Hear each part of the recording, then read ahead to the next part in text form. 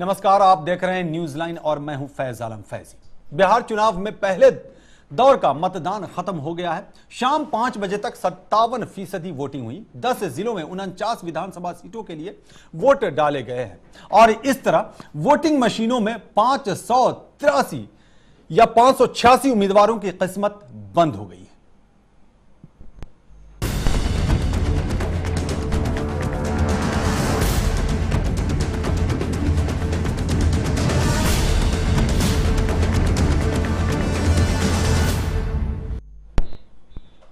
पांच चरणों में हो रहे बिहार विधानसभा चुनाव के पहले चरण के तहत 10 जिलों की कुल 49 विधानसभा क्षेत्रों में चाक चौबंद सुरक्षा व्यवस्था के बीच मतदान हुआ।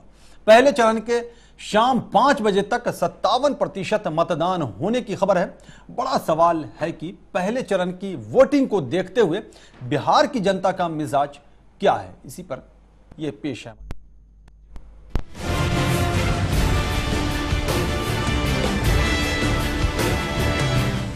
बिहार विधानसभा चुनाव के लिए पहले चरण का मतदान खत्म हो गया है। सुबह सुबह ही मतदान केंद्रों पर लाइनें लगनी शुरू हो गई थी।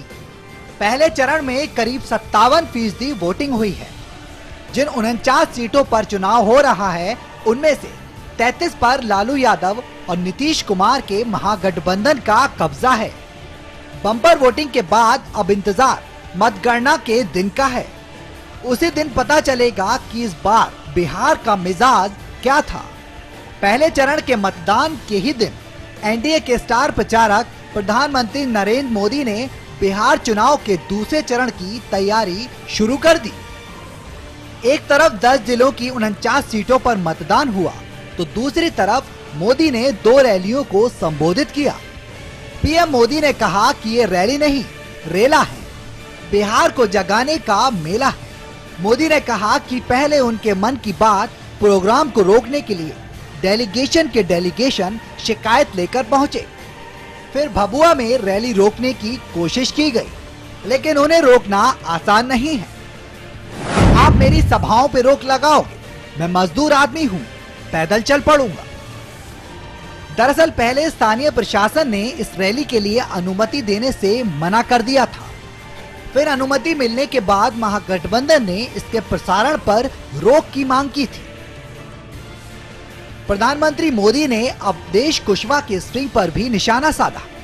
मोदी ने कहा, पूरे हिंदुस्तान ने जेपी की जयंती भ्रष्टाचार के खिलाफ संकल्प करके मनाई, लेकिन उनके चेले 4 लाख रुपए लेते पकड़े गए।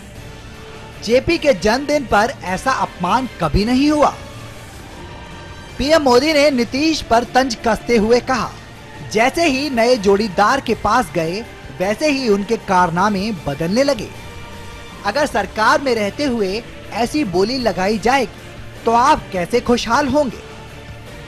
अब देखना दिलचस्प होगा कि पीएम मोदी की एक के बाद एक की गई रैली का असर क्या होता है और बिहार की जनता किसे चुनती है। Bureau report, channel 1 news. तो जाहिर से बात है, बिहार विधानसभा चुनाव के मद्देनजर पूरे देश की निगाह बिहार पर टिकी है और हर तरह से हर मुमकिन कोशिश की जा रही तमाम राजनीतिक पार्टियों की तरफ से कि मतदाता उनके पक्ष में वोट डालें और इस कोशिश में तमाम राजनीतिक पार्टियों के तमाम बड़े नेता लगे हुए हैं।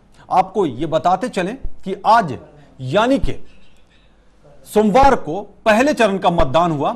57% वोटिंग हुई, जो पिछली बार यानी 2010 में अगर बात की जाए तो उससे तकरीबन 6.25% ज्यादा वोटिंग हुई है। और ये इस बात का इशारा करता है कि वहां के मतदाता काफी जोशो खरोश में थे, काफी उत्साह था। हालांकि बहुत ज्यादा जो उम्मीदें थी उत्साह के लिए, वो उत्साह देखने को नहीं मिला, क्योंकि अंदाजा यह लगाया जा रहा था कि ये 60% से ऊपर जाएगा। लेकिन फिर भी पिछली बार के मुकाबले ज्यादा वोटिंग हुई है और ये वोटिंग क्या बयान करती है, इसी पर हम चर्चा करेंगे। बहुत सारे मुद्दे हैं, बहुत सारी बातें हैं बिहार विधानसभा चुनाव को लेकर के। 4 चरणों का चुनाव अभी बाकी है, तमाम तरीके अपनाए जा रहे हैं। हमारे साथ तमाम मेहमान जुड़े हुए हैं इस परिचर्चा में शामिल होने के लिए। हम अपने मेहमानों से तारुफ करा दें कौन कौन है हमारे साथ। सबसे पहले हम राजेंद्र अवाना जो नेता है कांग्रेस के, उनका स्वागत करते हैं। राजेंद्र रावाना, आपका बहुत बहुत स्वागत। इसके बाद यशवीर सिंह हैं, सपा नेता। यशवीर सिंह, आपका भी बहुत बहुत स्वागत। चंद्रशेखर राय जो बीजेपी के नेता हैं, आपका भी बहुत बहुत स्वागत। और इमरान खान समाज सेवी हैं। इमरान खान, आपका भी बहुत बहुत स्वागत। तो हम वक्त जाया किए बगैर सीधे चलते हैं चंद्रशेखर राय की तरफ रुख करते हैं। वजह उसकी यह है कि इन 49 सीटों की अगर बात की जाए तो आपको याद होगा 2010 में जब चुनाव हुए थे तो 42 सीटों पर एनडीए को जीत मिली थी, यानी 49 में से 42 सीटों पर एनडीए जीती थी। इस बार तस्वीर क्या होगी यह देखने वाली बात है। चंद्रशेखर राय, क्या देख रहे हैं आप? आज जो वोटिंग हुई है, यानी सोमवार को जो वोटिंग हुई है, और ये वोटिंग का जो प्रतिशत है, इसे आप कितना उत्साहवर्धक मानते हैं अपने लिए, अपनी पार्टी के लिए या एनडीए के लिए? जहाँ तक प्रतिशत का सवाल है, हम लोग को भी लग रहा था सुबह जिस तरह से पोलिंग स्टार्ट हुआ था जी कि प्रतिशत थोड़ा ज़्यादा रहेगा जी। पर मेरा मानना है कि कुछ क्षेत्रों में, नक्सली प्रभावित क्षेत्रों को जहाँ पर समय से पहले रोक दिया गया था चुनाव 4 बजे तक का, उसकी वजह से कुछ कम रहा। लेकिन एक अच्छी बात ये रही कि चुनाव बहुत अच्छे तरीके से हुआ। छुटपुट घटनाएं, जिस तरह से बिहार में पहले जिस तरह से हिंसा होती थी, उसका प्रभाव बहुत कम रहा है। इस बार चुनाव आयोग ने जिस तरह से वहाँ पर मेट्रा अपना फोर्सेस लगाई हो वहाँ पर, उसके हिसाब से बहुत आसानी से चुनाव हुआ। जहाँ तक हम सीटों की बात करते हैं तो एनडीए मैं आपको विश्वास दिलाता हूँ, क्योंकि अभी चुनाव का पहला चरण है। आप देख रहे हैं जिस तरह का उत्साह हुआ है, न केवल उत्साह पुरुषों में रहा, इस बार आप को देखने को मिला हो कि महिलाओं की संख्या, महिलाओं में ज्यादा उत्साह रहा, 6 से 7%, तकरीबन 59.5% महिलाओं ने वोट डाले हैं। मेरा ये मानना है कि ये लड़ाई यहाँ पर कहीं न कहीं एंटी इनकम्बेंसी के खिलाफ एक बहुत मजबूती से निकल कर आई है। प्रधानमंत्री ने पहले दिन से आह्वान शुरू किया था कि मतदान जमकर करें, और मुझे लगता है कि एनडीए के पक्ष में ये रहेगा। जी बिल्कुल। राजेंद्र रावाना, आप क्या देख रहे हैं? क्योंकि पिछली बार जब चुनाव हुआ था तो आपने 243 सीटों पर चुनाव लड़े थे और 4 सीटों पर ही आपको कामयाबी मिली थी। आपने बहुत ज्यादा उम्मीदें लगा रखी हैं, इस बार क्या देख रहे हैं आप? बिहार का जो चुनाव, पहले फेज का जो चुनाव हुआ है जी, इसमें जो हमारा गठबंधन में, इसमें हम बहुमत में हैं जी। जो आने वाले फेज चुनाव के होंगे उसमें हमें और संघर्ष करने की जरूरत है जी। और जो चुनाव है बिहार का, मैं देख रहा हूं कि जो कांग्रेस पार्टी वहां पर लड़ रही है, कांग्रेस पार्टी इस बार लगभग आधी सीटें जो मिली है हमको, लगभग आधी सीटें वहां पर कांग्रेस जीतने जा रही हैं। मतलब पहले से आपने मान लिया कि आधी सीटें आप हार जाएंगे? नहीं, हमको सीट 41 मिली है, अब हम पूरी सीट मिलेंगी, हम तो सरकार हमारी बन जाएगी। कितनी जीतेंगे आप? कितनी उम्मीद है आप? लगभग मेरे को ये उम्मीद है कि हम 18 से 20 सीटें हम वहां पर जीतने जा रहे हैं। 21 से 22 सीटें हार जाएंगे? 21 से 22 सीटें हम हार भी सकते हैं, जीत भी सकते हैं। कोई जरूरी नहीं है कि एक एक सीट के ऊपर अलग अलग समीकरण है जी, और उसमें हम नहीं कह सकते भाई कौन सी सीट जीतें कौन सी नहीं। लेकिन हमें जो वहां पर जो चुनाव देखने के लिए अब मौका मिला है, जो सुनने का मौका मिला है, तो वहां पर कांग्रेस पार्टी बहुत मजबूती से चुनाव लड़ रही है और कांग्रेस के लगभग 11-12 कैंडिडेट ऐसे हैं जो निश्चित ही चुनाव जीतेंगे वहां पर। अच्छा, मतलब उसमें भी थोड़ा सा और कमी कर दिया आपने। नहीं, जी जी बिल्कुल, आएंगे तो फिर आगे चर्चा होगी। यशवीर सिंह, अचानक क्या हुआ? जनता परिवार लेकर के आप चले थे, मुलायम सिंह यादव उसके मुखिया बनना चाह रहे थे और उन्हें बनाया भी गया था, लेकिन आपने किनारा कशी अख्तियार कर लिया। क्या देख रहे हैं बिहार चुनाव में अपना भविष्य? देखिए, वो कल भी माननीय मुलायम सिंह जी ने वहाँ इस बात की चर्चा की जी बिहार में परसों कि नीतीश कुमार जी एक तरफ तो हमसे यहाँ बैठ कर के बात करते रहे जी, और दूसरी तरफ जाकर के सोनिया गांधी से जी चुनाव की बात शुरू कर दी, जी, जो हमको बहुत नागवार गुजरा और उसके कारण हमें इस गठबंधन से रास्ता नहीं। चलिए, ये तो कहानी है, ये तो कहानी चलेगी, लेकिन आज जो वोटिंग हुआ है उसमें आप खुद को कहाँ देख रहे हैं, कहाँ पा रहे हैं? आपने भी तीसरा मोर्चा बना रखा है। हमारा संगठन वहाँ इतना मजबूत तो नहीं है, अच्छा, लेकिन यह कि पार्टी है, पिछला भी चुनाव लड़ा, उससे पिछला भी लड़ा। पार्टियों का काम ही चुनाव लड़ना है जी। हार जीत तो होती है, तो रोज मोर्चे लगते हैं, युद्ध में हार जीत होती रहती है। राजनीतिक व्यक्ति है, राजनीतिक पार्टी। मतलब क्या आप समझ पा रहे हैं, आपकी पार्टी को जीत मिलेगी वहाँ? अभी मैं नहीं कह सकता, आज की अभी तक कोई रिपोर्ट मिली नहीं है हमको वहाँ से। मतलब आश्वस्त नहीं है आप? नहीं, बिल्कुल, पहले से आपने मान लिया है। जी नहीं, हार मानने का नहीं, हम पहले भी वहाँ नेग्लिजिबली थे। अभी कौन सा हम कहें कि हमारी वहाँ कोई सरकार बने, लेकिन एक राजनीतिक पार्टी तो क्या आपको ये नहीं लगता कि आपका फैसला गलत था, आपको नहीं हटना चाहिए, नहीं अलग होना चाहिए महागठबंधन से? आपको 5 सीटें तो दी जा रही थी, हो सकता है 2-3 सीटें आप जीत भी सीट दी जा रही थी। नहीं, उसके बाद तो 5 का ऐलान हुआ था ना, आपको तो पता ही है। बहुत अपमानजनक था जिस तरह दी गई। सवाल इस बात का था, 5 और 2 का सवाल नहीं था। एक तरफ आप अलायंस कर रहे हैं, उनको मुखिया भी मानने को तैयार है, और सीटों के बंटवारे में बैठकर चर्चा भी नहीं करना चाहते। हमारी पार्टी के नेताओं को बुलाना भी नहीं चाहते, उनके साथ चर्चा भी नहीं करना चाहते। वो बहुत अपमानजनक था। जी बिल्कुल, जाहिर सी बात है, आगे भी चर्चा हम करेंगे। इमरान खान, चूंकि आप समाज सेवी हैं, बिहार चुनाव का असर देश के दूसरे राज्यों की भी अगर बात की जाए बिहार के साथ साथ, तो समाज पर क्या असर पड़ता दिखाई दे रहा है? देखिए, समाज पर इसका असर तो पूरा पड़ेगा ही पड़ेगा जी, क्योंकि बिहार जो है, आप देखिए स्थिति के आधार पर अगर हम देखें जी, तो शुरुआत में नीतीश कुमार जी की जो गुडविल थी वो बहुत ज्यादा थी जी, लेकिन कुछ वक्तव्य ऐसे हुए, कुछ परिस्थितियां ऐसी हुई कि भारतीय जनता पार्टी की गुडविल बढ़ती गई जी। इस वक्त भी जो चुनाव प्रचार हुआ है, जो चुनाव हुआ है, इसमें भी ज्यादा का फर्क नहीं होगा। अगर आंकड़े हम लगाए जाए और चुनाव का नतीजा अगर हम देखें तो इसमें ज्यादा फर्क नहीं होगा, 19-20 का फर्क रहेगा ज्यादा से ज्यादा। नहीं, समाज पे क्या असर पड़ेगा, क्या देख रहे हैं समाज पर इसका पॉजिटिव असर पड़ेगा? क्योंकि बहुत सारे ऐसे मुद्दे सामने आए हैं बिहार चुनाव के बीच में, आपने खुद देखा है, मैं नाम नहीं लूंगा, लेकिन कुछ घटनाएं ऐसी हुई जिससे समाज पर नकारात्मक प्रभाव पड़ता दिखाई दिया जी। समाज पर नकारात्मक प्रभाव तो पड़ा है जी, जैसे दादरी केस है या वार पलटवार के जो केस है कि माननीय मोदी जी जो पीएम है देश के, वो लालू जी को शैतान कहते हैं, वो उनको ब्रह्मपिशाच कहते हैं। तो इसका जो असर है वो जाहिर तौर पर समाज पर पड़ता है जी। बिल्कुल, और जाहिर सी बात है जी, बिल्कुल इसका असर पड़ता है, और ये नहीं होना चाहिए, और ये गलत परंपरा की शुरुआत कह लें या चलन कह लें, जो भी कह लें, लेकिन गलत है, मर्यादा नहीं लांघना चाहिए जी। बिल्कुल।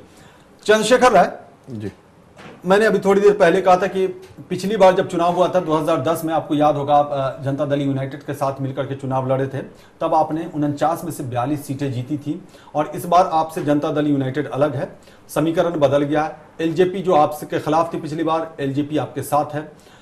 आप इन 49 सीटों में क्या अनुमान लगा रहे हैं? सिर्फ 49 सीटों की बात कर रहा हूं मैं, पूरे चुनाव की बात नहीं कर रहा हूं, अभी सिर्फ 49 सीटों की बात कर रहा हूं, इसी पर सवाल केंद्रित है हमारा। कितनी सीटें आपके गठबंधन को मिलने जा रही हैं? देखिए, मैं नंबर बताने से पहले थोड़ा सा समीकरण को समझना बहुत इंपॉर्टेंट है। चलिए ठीक। क्यों हम वहां पर मैक्सिमम सीटें जीत रहे हैं ये जानना। मैं अगर मान लीजिए मैं एक नंबर बोलता हूं तो उसके पीछे एक कारण होना चाहिए कि मैं क्या कारण है जी। आज हमारे जिसके खिलाफ हम लोग चुनाव लड़ने जा रहे हैं, जो पहले हमारे साथ में थे जी, आज जो गठबंधन उनका बना है, जिसको हम लोग, मैंने शुरुआती दौर में भी जब मैं आपके चैनल पे आया था और जिस दिन ये गठबंधन बना था, तो आप लोगों ने कहा कि ये दल ये दल ये दल ये दल मिलकर के एक बहुत बड़ा दल हो गया है। मेरा उस दिन बयान था कि ये दल नहीं हुए, बहुत सारे दलदल हो गए हैं, इसमें कौन कौन फंसेगा ये आने वाला समय बताएगा।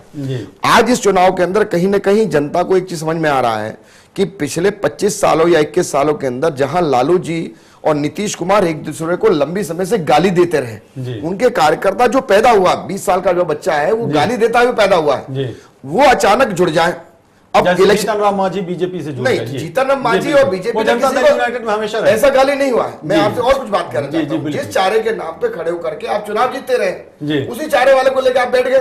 दूसरी बात समझिए क्या है, इलेक्शन में हम लोग हो क्या है अभी, इलेक्शन की ये स्थिति है कि जनता दल का ये कहना है, जो लालू जी की पार्टी है वहां पर राष्ट्रीय जनता दल का कहना है कि साहब इनकी एंटी इनकम्बेंसी है, उसकी वजह से हम बहुत परेशान हैं। उनका ये कहना है यार साहब हमने तो बड़ी गलती कर ली यार, ये चारे वाले का पंगा नहीं ले तो हमारे से बड़ा दिक्कत, आपके लिए तो बड़ा अच्छा मौका है ना। तो मैं यही बात कह रहा हूं कि ये सब घटनाओं को देखते हैं और जिस तरह से सपा की नाराजगी है, मैं इसलिए कह रहा हूं कि सपा की नाराजगी कहीं ना कहीं भारतीय जनता पार्टी के लिए एक शुभ संकेत रहा है। इस तरह से देखते हुए 49 सीटों पे हम 100%, मैं आपकी बात कह रहा हूं आपको, आप कहते हैं 42-47 सीटों जो 100% हम लोग इसको निकाल रहे हैं। मतलब 49 सीटों पे आप जीत रहे हैं दूसरे सफा जी। बिल्कुल, दूसरे सफा जी। अवाना क्या कहेंगे आप? देखो, ये तो जो भाजपा की सोच है बहुत गलत सोच है। अभी तो हमारे निर्णय तो नहीं आया है कि हम आज चुनाव हुए हैं, आज वोट पड़ी हैं, उसके अंदर वोट डले हैं, तो आज 49 सीटों पे हम निर्णय नहीं कर सकते। अभी आने वाले जो 4 फेस और हैं, धीरे धीरे जैसे जैसे चुनाव आगे बढ़ता चला जाएगा, उसी तरीके से मैं समझता हूं कि वहां पर बहुत कांटे की टक्कर है जी। बिहार के अंदर। जी, बिल्कुल। सारी पार्टियां अपने आप को, देखो नीतीश कुमार जी किसी भी विवाद में नहीं फंसना चाहते जी नीतीश कुमार जी बहुत सफाई से वहां पर बिहार में चुनाव लड़ रहे हैं। जी दूसरी पार्टियां हैं, चाहे हमारे गठबंधन की पार्टियां हो, चाहे सपा का गठबंधन हो, जी लेकिन जो नीतीश कुमार जी है उनकी अपनी रणनीति बहुत साफ सुथरी है और वहां चुनाव, जो कांग्रेस पार्टी भी चुनाव लड़ रही है, कांग्रेस भी किसी विवाद में नहीं पड़ना चाह रही। वहां पर कांग्रेस भी मजबूती के साथ अपना चुनाव वहां पर लड़ने जा रही है और लड़ रही है। जी बिल्कुल। मैं समझता हूं कि आने वाले चुनाव में आप जो कांग्रेस का जो रिजल्ट देखोगे, आपको चौंकाने वाले रिजल्ट दिखाई देगा। बात है, 4 सीटें ही थी आपके पास, तो बढ़ेगी तो बढ़ ही जाएगी, जाहिर सी बात है। यशवीर सिंह, आपको नहीं लगता कि आपकी पार्टी ने इस बार चुनाव लड़ने का अलग होकर के जो फैसला किया है, तारिक अनवर को मुख्यमंत्री के पद का उम्मीदवार भी घोषित कर दिया है, इससे अपना फायदा आप कम और महागठबंधन का नुकसान ज्यादा कर रहे हैं? देखिए, राजनीति में तय किया जाता है दुश्मन नंबर 1, दुश्मन नंबर 2, दुश्मन नंबर 3 जी। तो कहीं ना कहीं तो इस पर कंप्रोमाइज करके कुछ निर्णय लेने पड़ते हैं जी। और वो नेताजी ने किया। उसमें मैं समझता हूँ कोई नुकसान नहीं, समाजवादी का भी नुकसान नहीं और का भी नुकसान नहीं। एक कम से कम बिहार में मैसेज देने का काम किया कि मुस्लिम भी यहाँ मुख्यमंत्री हो सकता है। सबसे बड़ा नुकसान तो ये हुआ ना कि आपने मैसेज जो ये दिया था शुरू में कि जनता परिवार एक हो रहा है, वो बिखर गया। वो शुरू में ही बिखर गया। वो तो यही बिखर गया था। ये तो सबसे बड़ा नुकसान। यस, वो नुकसान हुआ है। वो तो दिल्ली में ही बिखर गया था, बिहार तक जाने की नौबत ही नहीं आई उसकी। मतलब नहीं संभाल सके तो आगे भविष्य में तो फिर कोई उम्मीद नहीं।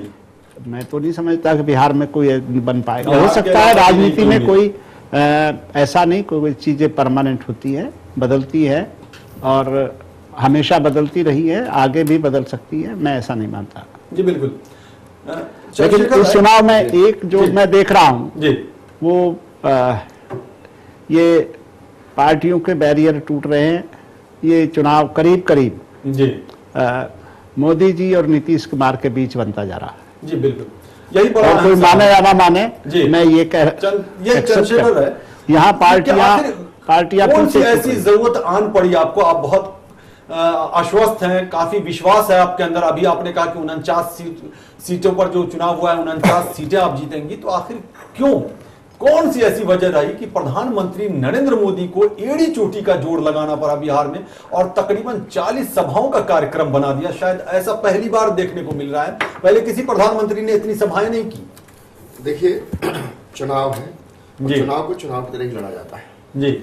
इसमें गिनती कितनी होंगी या कितनी नहीं होगी ये पार्टी तय करती है। आपके पास नहीं, पार्टी तय करती है जी बिल्कुल। और प्रधानमंत्री न केवल प्रधानमंत्री है बल्कि हमारी पार्टी के एक वरिष्ठ नेता है जी, जिसका फेस के ऊपर हमने पहले भी इलेक्शन लड़ा है, जिनकी नीतियों पे भारत आज चल रहा है। मतलब विधानसभा चुनाव खुद प्रधान, एक मिनट रोकते हैं आपको, रोकना चाहेंगे हम आपको, नहीं आप बोलेंगे, रोकना चाहेंगे। खुद प्रधानमंत्री कहते हैं कि विधानसभा चुनाव जब लड़े जाते हैं तो राज्य की जो समस्या है उस पर केंद्रित होता है मामला, और आप कह रहे हैं कि प्रधानमंत्री के फेस पे चुनाव। मैं आपको एक बात कहना चाहूंगा, इसको जरा ध्यान से सुनिए जी। बिहार में जिस तरह की स्थिति है जी, आज जिस तरह के हालात हो रहे हैं, केंद्र कुछ पैसा भेजता है, चीफ मिनिस्टर लेना नहीं चाहता। अच्छा, चीफ मिनिस्टर को कहा जाए कि इसमें आपको ये काम करना है, वो नहीं करेगा। जितनी परियोजनाएं केंद्र चलाना चाहता है उसको नहीं कर रहा है। आज अगर हम विकास की बात करते हैं कि नहीं, विकास होना बहुत इंपॉर्टेंट है, इसके लिए बहुत जरूरी है कि प्रधानमंत्री जाकर अपनी बात कहें, विकास के मुद्दे को लेकर के उस क्षेत्र में। इसके लिए प्रधानमंत्री को जाना जरूरी है। क्या दिक्कत है? मुझे एक चीज समझ में नहीं आ रही। अगर प्रधानमंत्री जाकर रैली कर रहे हैं, पूरे देश की जिम्मेदारी है। पूरे देश की जिम्मेदारी, तो क्या जिम्मेदारी में कहीं कमी पड़ रही है?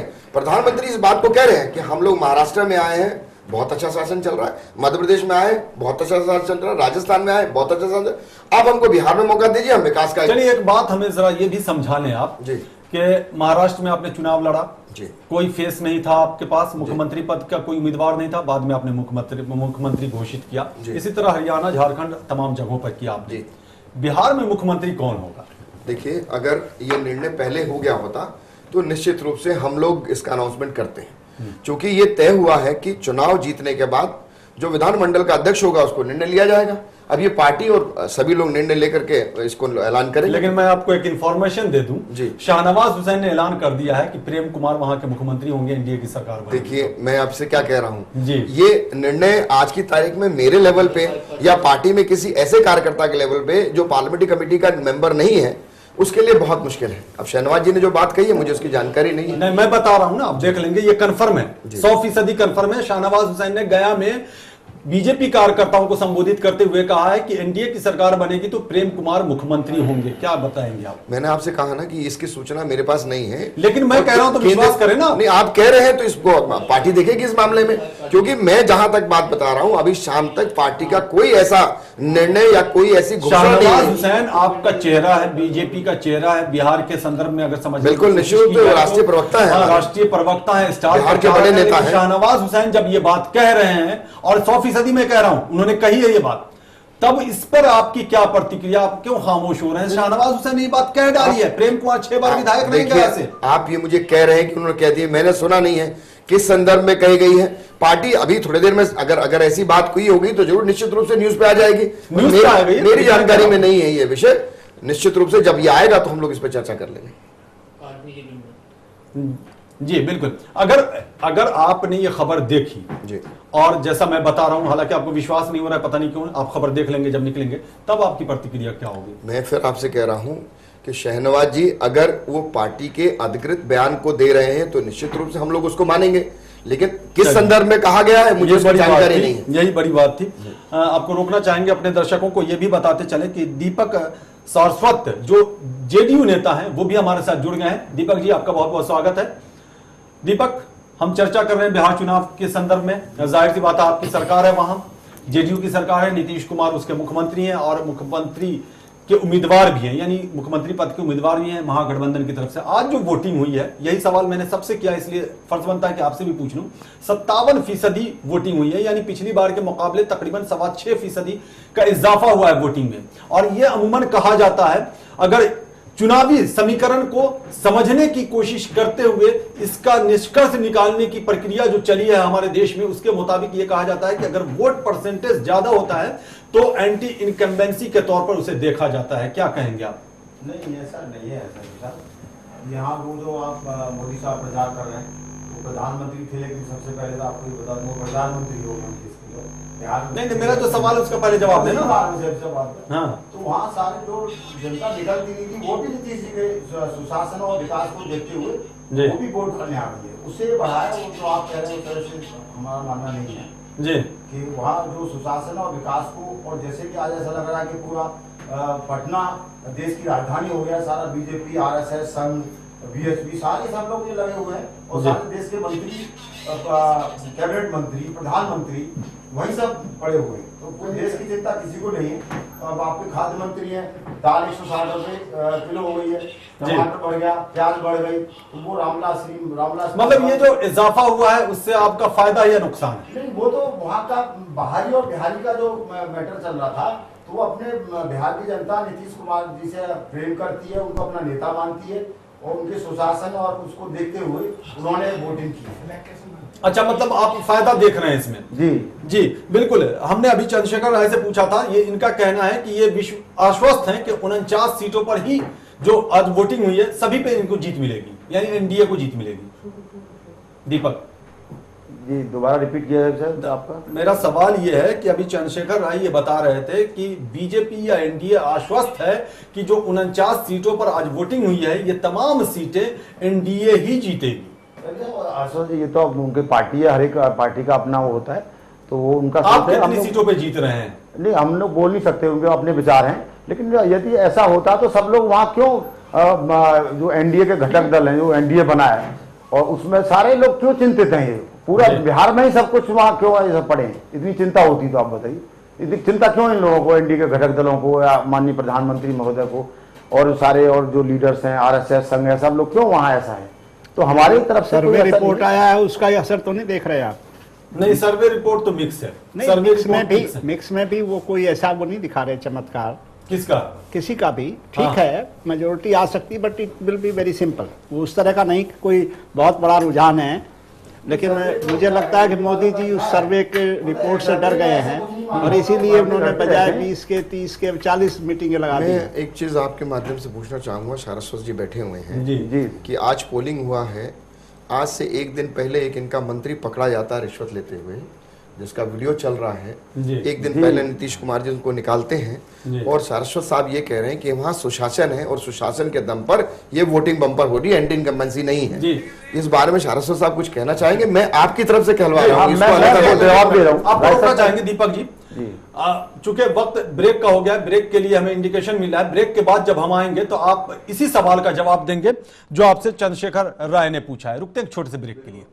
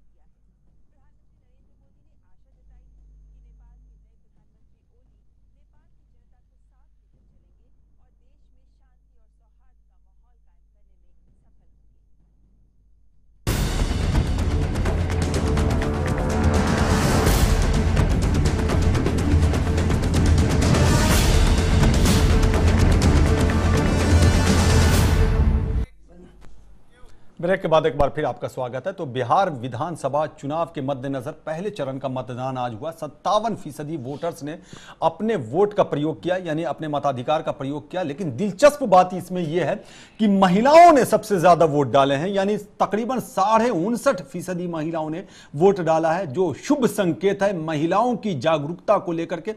लेकिन अफसोस इस बात की है कि तमाम राजनीतिक पार्टियों ने जो वो 33% आरक्षण की बात का राग अलापा था महिलाओं को लोकसभा और विधानसभा में देने का, उसको गौण कर दिया है और उस पर कोई चर्चा नहीं हो रही है। जाहिर सी बात है, शायद महिलाओं ने इसी के असर को लेते हुए जम करके जागरूकता दिखाई है। बहरहाल आज जो वोटिंग हुई है उसी पर हम चर्चा कर रहे हैं। बिहार विधानसभा चुनाव के मद्देनजर हम चर्चा कर रहे हैं। हमारे साथ तमाम मेहमान जुड़े हुए हैं। ब्रेक पर जाने से पहले चंद्रशेखर राय ने एक सवाल किया था जेडीयू नेता से और दीपक सारस्वत से। दीपक सारस्वत, आपके जो मंत्री पकड़े गए कुशवाहा 4 लाख रुपया रिश्वत लेते हुए, क्या कहेंगे आप? कहना उसमें यह है कि इस तरह की घटना का पता चला तो रात को 10 बजे ही हमारे आदरणीय राष्ट्रीय अध्यक्ष शरद यादव जी ने प्रेस कॉन्फ्रेंस करके जी और उनको पार्टी से निष्कासित कर दिया, और जहां से वो पिपरी विधानसभा से इलेक्शन लड़ रहे थे वो भी उनका वहां से भी उनको कैंसिल कर दिया इलेक्शन लड़ना उनका। तो हमने एकदम तत्काल प्रभाव से एक्शन लिया, और हमारी पार्टी की ये प्रथा है कि यदि, और उन्होंने खुद इस्तीफा दिया है चंद्रशेखर राय जी ने, और राष्ट्रीय अध्यक्ष को इस्तीफा सौंपा। नहीं, तो इसके अलावा ऑप्शन ही क्या था आपके पास? नहीं, ऑप्शन ये था कि हमारे यहाँ किसी पर लांछन लगता है तो वो खुद इस्तीफा देता है। अब मैं तो राय साहब से ये पूछना चाहता हूँ कि भारतीय जनता पार्टी में इनके सीनियर लीडर्स जो कैबिनेट मंत्री हैं, महाराष्ट्र में भी हैं, उन पर इतने लांछन लगे और भ्रष्टाचार के भी और बहुत सारी बातों को आपको पता ही है, देखा था लेकिन वो कोई यही बात इस्तीफा मैं नहीं आपसे देते। पूछना चाहता हूँ कि साहब आपके पास कोई दूसरा ऑप्शन नहीं था, जिसकी वीडियो फुटेज है, आप आनंद फानन में निकालेंगे नहीं उसको तो करेंगे क्या? मैं तो आपसे बोल रहा हूँ कि एक पकड़ा गया, बाकी नहीं पकड़े जा रहे हैं। अगर ऐसा सुशासन लेकर नीतीश कुमार चल रहे हैं, उस इलेक्शन को लड़ने जा रहे हैं, तो कहीं ना कहीं जनता को तो समझ में आ रहा ना, बीजेपी के तो राष्ट्रीय अध्यक्ष नहीं पकड़े जा रहे हैं। जी बंगारू लक्ष्मण, बंगारू लक्ष्मण जी बंगारू राष्ट्रीय पकड़े गए थे। क्या हम लोग बंगारू लक्ष्मण जी के नाम पर विधानसभा को लड़ रहे हैं? मेरी ये बात होगी कि अगर आप सुशासन में उस वक्त की बात कर रहे हैं नीतीश कुमार के सुशासन की, कि जिस सुशासन राय साहब ये होता है जो भी कुछ जो करेगा वो भरेगा, आप सुशासन कहाँ है कि नीतीश कुमार पिछले 2 चुनाव केवल लालू को गाली देके लड़े, केवल लालू के खिलाफ केस बना के लड़े, आज वो लालू से गले मिल रहे हैं। लालू उनको कह रहे हैं सांप के संग लिपटा हुआ चंदन के संग में कर रहा हूं। क्या बात है? लालू जी ने राय साहब मैं थोड़ा पीछे जाऊं, मुझे टाइम दिए, उन्होंने साफ समझ कहा लालू जी मैं तो साहब जहर पी रहा हूं, सारी बातें कह दिया था ना कि वो बीजेपी के लिए उनकी प्रतिक्रिया थी। सभी साहब मैं थोड़ा जवाब देना चाहूंगा। राय साहब ये बताइए कि बीजेपी के खिलाफ मिल करके कहीं भी कुछ कर ले, मतलब फिर कोई नीति नहीं। मैं आपसे पूछ रहा था, कांग्रेस के भाई मेरे बैठे हुए हैं, जयप्रकाश आंदोलन की भी बात चल रही है, जिस व्यक्ति ने इमरजेंसी लगा करके सारे नेताओं को, जेपी आंदोलन के जितने नेता उनको ठोका और मारा, कितनी हत्याएं कर दी, आज आप उसी के संग हाथ मिला करके चुनाव लड़ने की बात कर रहे हैं। मैं बता दूं, जीतन राम मांझी जब मुख्यमंत्री थे तो मधुबनी गए थे। वो मधुबनी में एक मंदिर में वो गए थे दर्शन करने के लिए। मंदिर से जब निकले थे तो उनका ये इल्जाम था कि बीजेपी कार्यकर्ताओं ने मिलकर के गांव वालों को उकसाया और मंदिर को धुलवाया। चूंकि मैं दलित समुदाय से आता हूं, आप याद करें जी। और ये बात है कि नहीं है, उसी जीतन राम मांझी को आपने गले लगाया। देखिए मैं आपसे फिर क्या कह रहा हूं जी, मैं ये कह रहा हूं भारतीय जनता पार्टी ने ऐसा कोई कृत्य किया हो,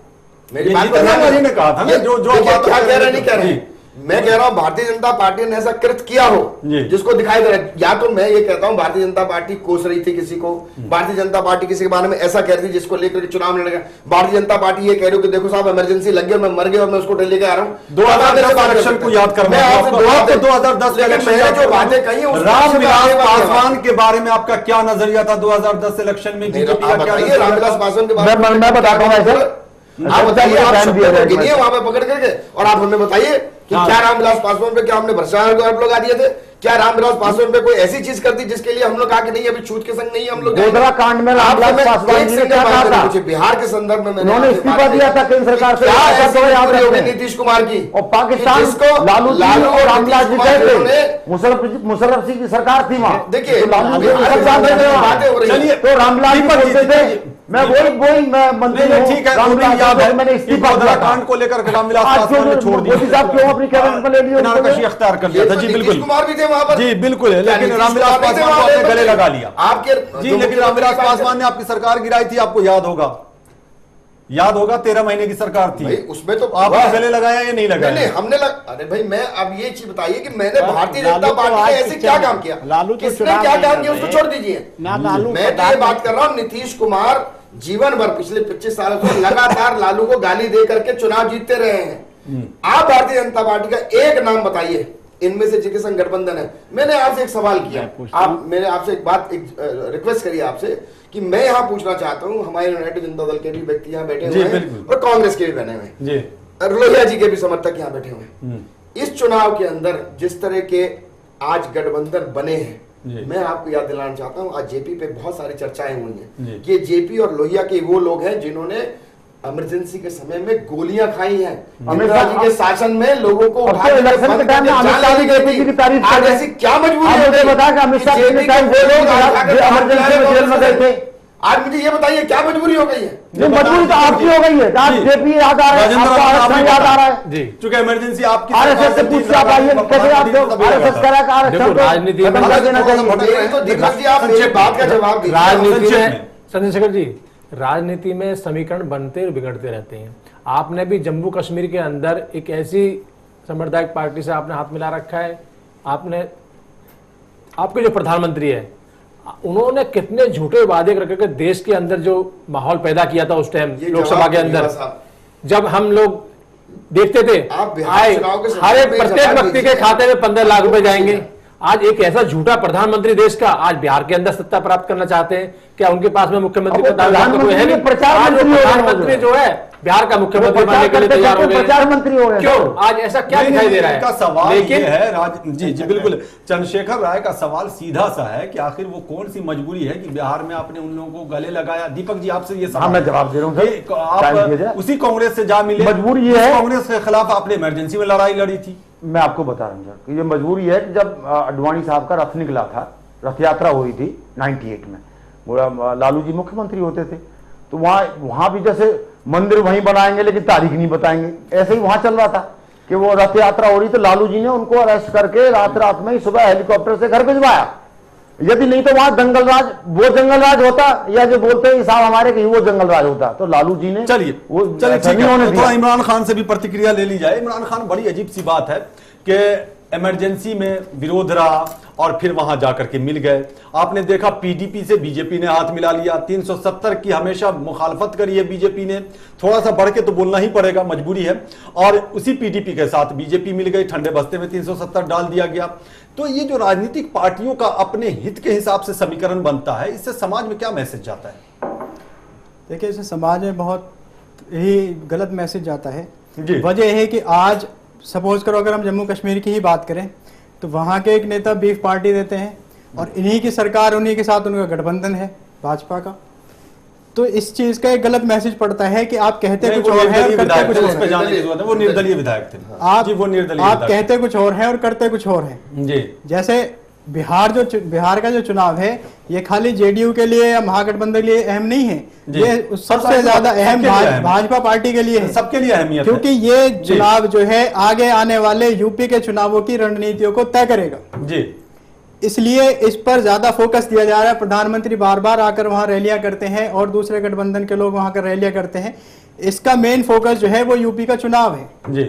और इसीलिए जो वक्तव्य आते हैं कभी बीफ के, कभी किसी और चीज के, कभी कुछ और तो कहने के, पार्टियों की तरफ से कुछ ना कुछ अनाप शनाप वक्तव्य आ रहे हैं जी। इमरान, वो इसी वजह से आते हैं ताकि हमारा पार्टी वोट बढ़े। अब जैसे हमारे चंद्रशेखर भाई थे, उन्होंने भी कहा कि समाजवादी पार्टी के निर्णय बीजेपी के लिए शुभ संकेत है।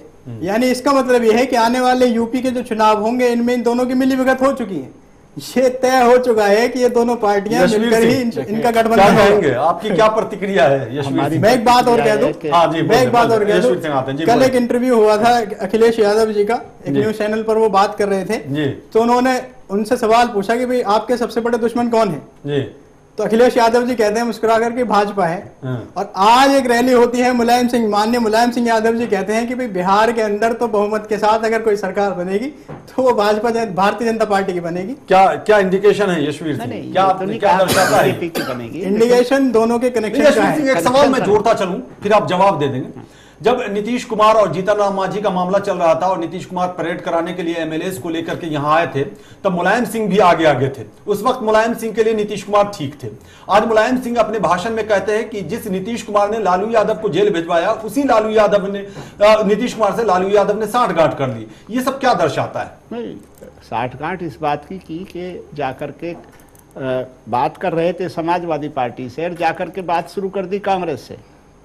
कांग्रेस तो थी ही, महागठबंधन में पहले नहीं कांग्रेस थी, थी, पहले बिल्कुल थी। नहीं, अगर पहले से होती तो आपने उपचुनाव एक साथ लड़ा, आपने एमएलसी में चुनाव एक साथ लड़ा, लड़ा। लेकिन जो बड़ा मोर्चा बनाने की बात थी उसमें अगर नहीं था यशवीर सिंह, अगर ये बात नहीं थी तो गांधी मैदान के रैली में शिवपाल सिंह यादव क्या कर रहे थे, जहां सोनिया गांधी भी थी?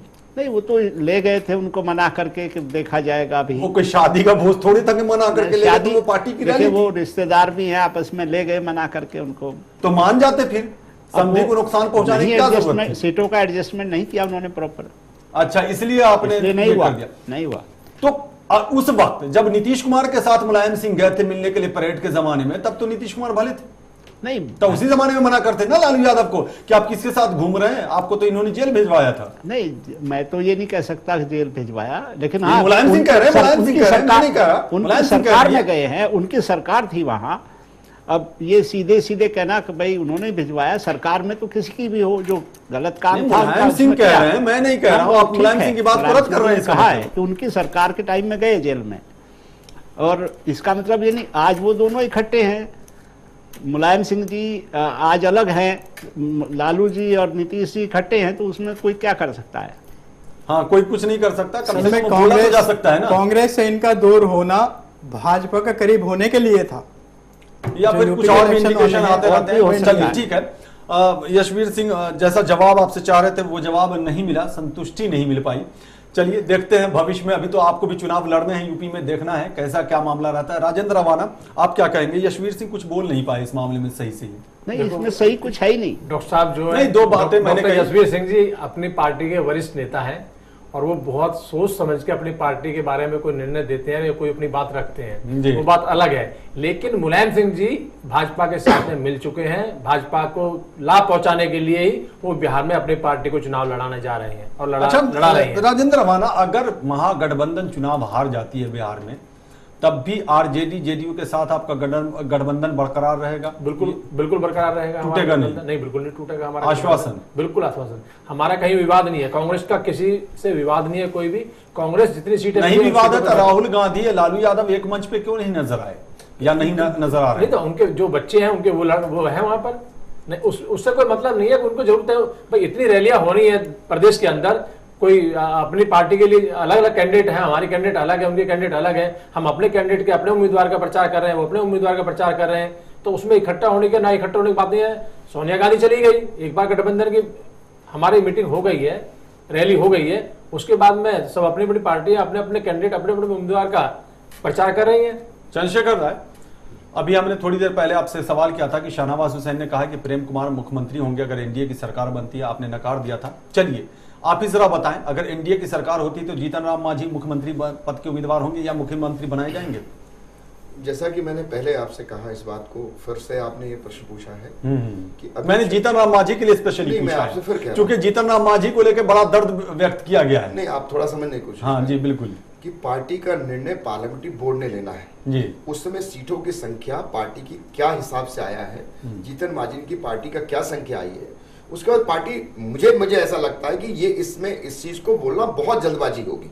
अगर ऐसा निर्णय हुआ होता कि जीतन राम मांझी को ही मुख्यमंत्री बनाना, मैं इसलिए कह रहा हूं आपको, मैं इसलिए कह रहा हूं कि जब जीतन राम मांझी को हटाया गया था तो बहुत राग अलापे गए थे, बहुत दुख व्यक्त किया गया था कि महादलित का अपमान सम्मानित करने का इससे बेहतरीन तरीका और क्या हो सकता है? ये कोई तरीका नहीं है। अच्छा नहीं है, किसी का दुख, मुख्यमंत्री पद से हटा दिया गया तो अपमानित हो गया, मुख्यमंत्री बना दिया जाएगा तो ये तरीका नहीं है। ये कोई इसका कारण नहीं हुआ ना कि मुख्यमंत्री से हटा दिया तो दुख ना व्यक्त करे क्योंकि उनको मुख्यमंत्री नहीं, तो आपने तो ये कहा कि महादलित का अपमान हुआ। हाँ तो ठीक है ना, दलित का अपमान हुआ, महादलित तो सम्मानित करने का तो बेहतरीन तरीका है आपके पास। लेकर आए हैं, सरकार बनती, उसके बाद क्या समीकरण बनेंगे, क्या वो मंत्री बनेंगे नहीं बनेंगे, तो आने वाला निर्णय बताएगा।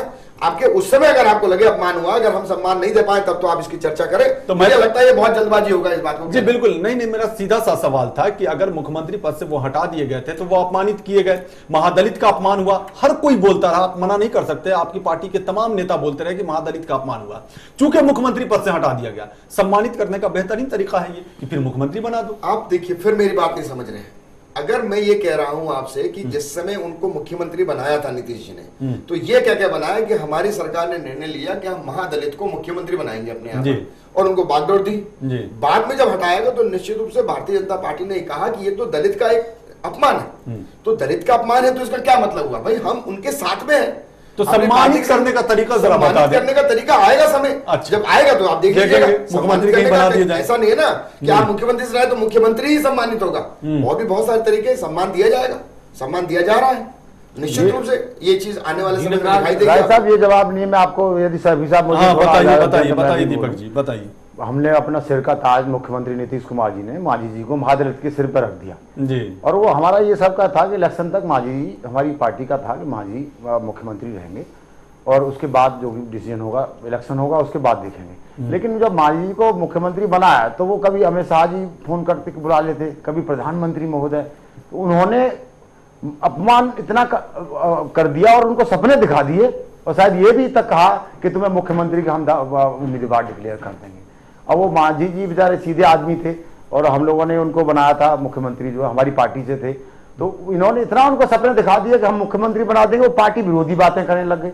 मुख्यमंत्री तो थे ही वो ना, दीपक जी वो तो मुख्यमंत्री तो थे ही, नहीं थे। नेक्स्ट टाइम का सपना क्या दिखाया था, प्रधानमंत्री बना देंगे? नहीं सभी साहब, नेक्स्ट टाइम के लिए वो सपना ये दिखाएगा, अगली बार जो इलेक्शन होगा तो हम आपको मुख्यमंत्री का कैंडिडेट रखेंगे। अच्छा, ये अमित शाह जी और माननीय प्रधानमंत्री महोदय ने कहा।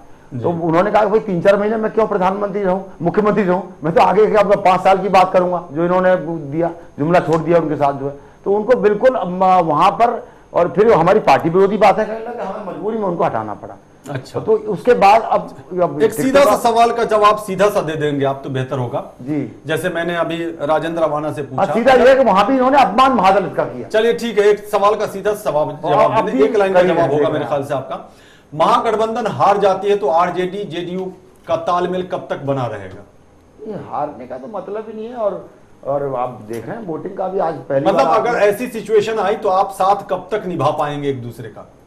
तो गर्व की बात है, लेकिन साथ तो है ही महागठबंधन, कांग्रेस का, आरजेडी की बात और जेडीयू, ये पक्का गठबंधन है, इसमें कोई फूट नहीं है, कोई टिकटों का। अभी आपने देखा कि इनके बंदर बांट हुआ, हमारी पार्टी में ऐसा कुछ नहीं है, बड़े इजीली टेबल बैठ के समझौता हो गया सीटों का भी जो है, और इनका तो अभी तक मेरा तो सीधा जवाब, आप समझौता हुआ जी। आपने जिस गठबंधन को ले चले, सपा को निकाल के बाहर कर दिया आपने, क्या तो समझौता हो गया? वो तो आप लोगों ने करवा दिया है। आप सपा से बड़ी हमदर्दी साहब, अच्छा क्वेश्चन कर दिए, बात कर रहे हो, बहुत अच्छा। 40 सीटें देती जिसमें से एक भी नहीं निकाल पाएगी। बहुत 243 सीटों से वो 4 पे आई थी, अब वो 40 से कहां जाएगी? आप कहते हो तो समय बताया तय कर लिया, बैठ के क्या तय कर लिया? आपको सीटें चाहिए, आपने आप पर बड़ा प्रेम आ रहा है बीजेपी के नेता। नहीं, आप तो, मैं तो एक बात कर रहा हूं, जो गठबंधन बन रहा था वो टूटा इनके सामने। ये कहां की बातें कर रहे हैं कि हमने बैठ के तय कर लिया और काम बन गया? देखिए वो आप बताइए कहां से बन गया? यशवीर सिंह कुछ कहना चाहते हैं। नरेंद्र मोदी जी भी मुलायम सिंह जी की तारीफ कराए, तो उससे कोई प्रेम नहीं होता राजनीति में, इसके बहुत राजनीतिक मतलब होते हैं। अच्छा, और यूपी में सरसावा में गए, वहाँ तारीफ कराए, तो उसका कोई मतलब नहीं होता राजनीति में। ये तो गलत मैसेज देने का एक तरीका होता है, आदान प्रदान चल रहा है दोनों तरफ से। ये गलत मैसेज देने का तरीका होता है, राजनीतिक तरीका। अच्छा, यस, इसको बजाय मैं इसको पॉजिटिव के, मैं इसको निगेटिव मानता हूँ।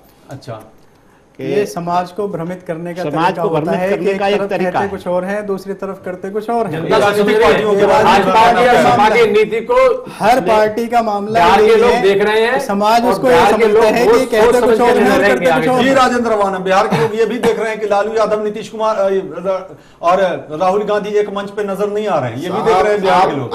हमारी राष्ट्रीय अध्यक्ष हमारी सोनिया गांधी जी है, सोनिया गांधी गठबंधन की पिछले मुखिया रही है, वो वहां पर रैली में पहुंची है एक जगह, लेकिन इसका जवाब ले लें राजेंद्र, इसका जवाब ले लें चंद्रशेखर जी। लेकिन हम लोग दोनों गठबंधन के साथ हैं, नजर नहीं आए, हम लोग गठबंधन के साथ नहीं आएंगे, हम लोग गठबंधन के साथ हैं, गठबंधन से हमारी कोई दूरियां नहीं है। क्या दिक्कत है? हमें क्या दिक्कत है? लालू यादव, राहुल गांधी एक मंच पे क्यों नहीं नजर आ रहे? हमारे जो उम्मीदवार हैं, हम अपने उम्मीदवारों का, हमारी पार्टी के जो हमारे राष्ट्रीय उपाध्यक्ष हैं राहुल गांधी जी, हमारे जो उम्मीदवार हैं उनका प्रचार कर रहे हैं।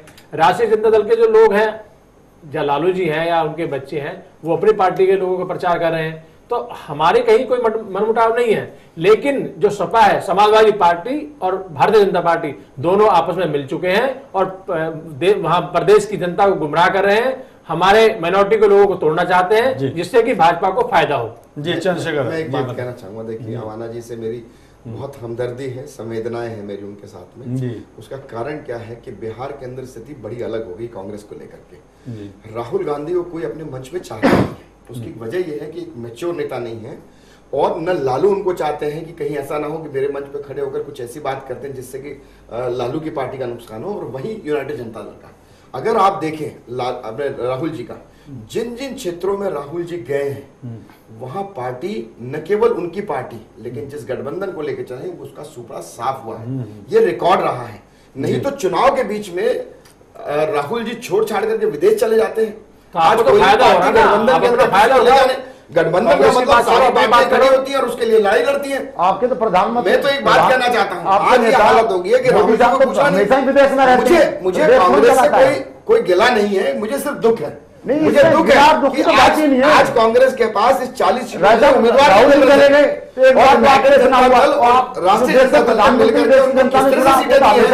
आप रिजल्ट आएगा उसको देख लीजिए। सोचिए, मैं तो ये कहूंगा कि आप रिजल्ट आएगा देख लीजिए। चंद्रशेखर राय, ये जो चुनाव हो रहा है इसमें आप किसे सबसे ज्यादा अपने लिए चैलेंज मानते हैं? लालू यादव, नीतीश कुमार या फिर राहुल गांधी? बिहार चुनाव की बात कर रहा हूं मैं, या तीनों? देखिए, चुनाव हम लोग लड़ रहे हैं जैसे लड़ा जाता है, लेकिन जहां तक बात यह है कि हम किसको मानते हैं अपना, मैं ऐसा मानता हूं कि भारतीय जनता पार्टी किसी के संग इस तरह का लड़ाई में है नहीं, क्योंकि बहुत आगे इन लोगों से। एक बात। दूसरी बात, हमारी लड़ाई केवल इसके लिए नहीं हो रही कि हम जीते, बल्कि हम ये कह रहे हैं कि हमारी लड़ाई 2/3 बहुमत के संग सरकार बनाने की है। चंद्रशेखर राय, आप कह रहे हैं कि हमारी लड़ाई किसी से नहीं, जरा एक कोई हिस्ट्री बता दें आजाद भारत के इतिहास में किसी विधानसभा चुनाव में प्रधानमंत्री ने 40 रैलियां की हो। मुझे एक चीज समझ में नहीं आती है, आप पिछले 10 साल का रिकॉर्ड उठा के देख लिए कि पिछले 10 साल में आजाद भारत की बात, मैं आपसे और बात कह रहा हूं, पिछले 10 साल में प्रधानमंत्री बोला नहीं, मैं आपसे बात कह रहा हूं, और ये चुप नहीं हुए। ये इसका कोई मतलब नहीं है ना कि अगर मान लीजिए प्रधानमंत्री पिछले 10 साल में कहीं गए नहीं है तो दूसरा जाएगा नहीं। भाई पार्टी की आपकी सरकार रही है, जमाने में भी इलेक्शन हुए हैं, अटल बिहारी वाजपेयी प्रधानमंत्री थे, 5 साल आपके प्रधानमंत्री थे अटल बिहारी वाजपेयी, कभी ऐसा नहीं देखने को मिला। देखिए, प्रधानमंत्री के जाने से ये पार्टी का इतना घबरा क्यों गया? काम करने के लिए, अरे भाई, अगर हमारी पार्टी, हमारा संगठन, हमारा चुनाव लड़ रहा है, हमारी अपनी मर्जी है, हम कैसे लड़ रहे हैं? वो प्रधानमंत्री भी तो है ना, तो क्या प्रधानमंत्री पार्टी के लीडर भी तो है ना? पार्टी के लीडर बाद में प्रधानमंत्री, बाद में ये ये पार्टी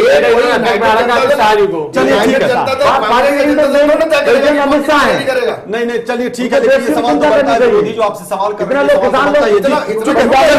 ठीक है, वक्त हमें इतनी आगे बढ़ रही है, बिल्कुल वक्त लोग बेरोजगार से आगे बढ़ रही है, तो हम चाहेंगे कि वक्त बहुत कम है तो छोटी छोटी प्रतिक्रिया देने। राजेंद्र अवाना से शुरू करते हैं। राजेंद्र अवाना, अभी 4 चरण बाकी है, क्या नजारा देख रहे हैं? आपने तो पहले ही कहा कि हम धीरे धीरे आगे बढ़ेंगे, इसका मतलब शुरुआती दौर में आप पिछड़ गए?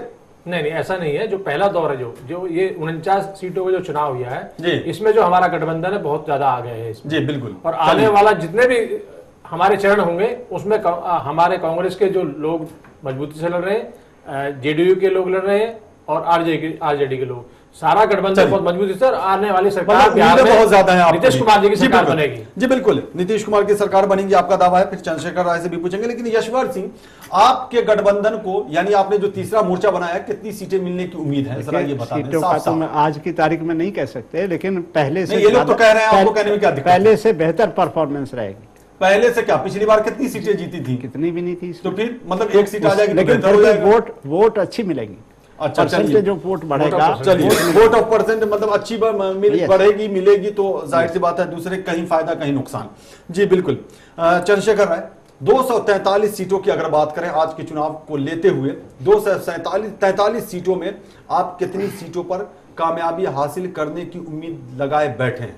मैंने पहले भी कहा और अभी भी कर रहा हूं कि एनडीए वहां पर पूर्ण बहुमत नहीं, बल्कि मैं ये कहता हूं स्पष्ट बहुमत जिसको आप कहते हैं, 2/3 बहुमत, वो पूरा लेकर आएगी और वहां भारतीय जनता पार्टी के नेतृत्व में वहां नहीं, तो स्पष्ट बहुमत क्या? 122 पे तो स्पष्ट बहुमत। मैंने आपसे कहा 2/3 बहुमत, 122 तक भी नहीं रुक रहा हूं मैं आपसे, क्योंकि 122 और आगे जाने की बात कर रहा हूं और निश्चित रूप से हम लोग जीत रहे हैं वहां। जी इमरान खान, देखिए, नीतीश कुमार जी की छवि को नकारा नहीं जा सकता है। अगर भारतीय जनता पार्टी के पास एक चेहरा सिर्फ प्रधानमंत्री नरेंद्र मोदी है, तो जेडीयू महागठबंधन के पास में बड़ा चेहरा जो है वो नीतीश कुमार है, और उसकी छवि बिहार के अंदर बहुत ही अच्छी है, कोई नकारात्मक छवि तो मतलब आप क्या मानते हैं कि कांटे की टक्कर? कांटे की टक्कर है। चलिए ठीक है। दीपक जी, अभी सारे हम लोगों ने अपने साथियों के विचार आप कहां तक पहुंच रहे हैं 243 में? हमारी तो सरकार बन रही है, हमें चिंता नहीं है। चिंता तो बीजेपी वालों को, कहां तक जा रहे हैं सरकार बनाने, कहां तक जा रहे हैं? तो इसलिए गठबंधन की सरकार देश का प्रधानमंत्री वहीं पड़े, तो इनको चिंता है, हमें चिंता नहीं, हम तो जीत ही रहे वहां सर। पूरा कॉन्फिडेंस है वहां, विकास पुरुष। चलिए, बड़ी अच्छी बात है, दोनों विकास पुरुष मानते हैं और अगली बात मुख्यमंत्री जा रही है। बड़ी अच्छी बात है। देखने वाली बात ये होती है कि जनता जो सोच करके मतदान कर रही है, जनता के मतदान के बाद जो चुनावी नतीजे आते हैं वो किस तरफ जाते हैं और ऊंट किस करवट बैठता है। आप तमाम मेहमानों का बहुत बहुत शुक्रिया इस डिबेट में पार्टिसिपेट करने के लिए, शामिल होने के लिए। तो बिहार विधानसभा चुनाव के मद्देनजर पहले चरण का मतदान हुआ, 57% वोट डाले गए, 59.5% महिलाओं ने वोट दिया है। यह देखने वाली बात है कि अगले 4 चरणों में जो मतदान होने हैं उसमें महिलाओं और युवाओं का जोश कैसा रहता है। अगर यही जोश बरकरार रखता है और रहता है तो देखने वाली बात यह होती है कि जब नतीजे आएंगे तो वो क्या मैसेज लेकर के आ रहे हैं। तो न्यूज लाइन में बस इतना ही। देश और दुनिया की ताजा तरीन खबरों के लिए देखते रहिए चैनल वन न्यूज। नमस्कार।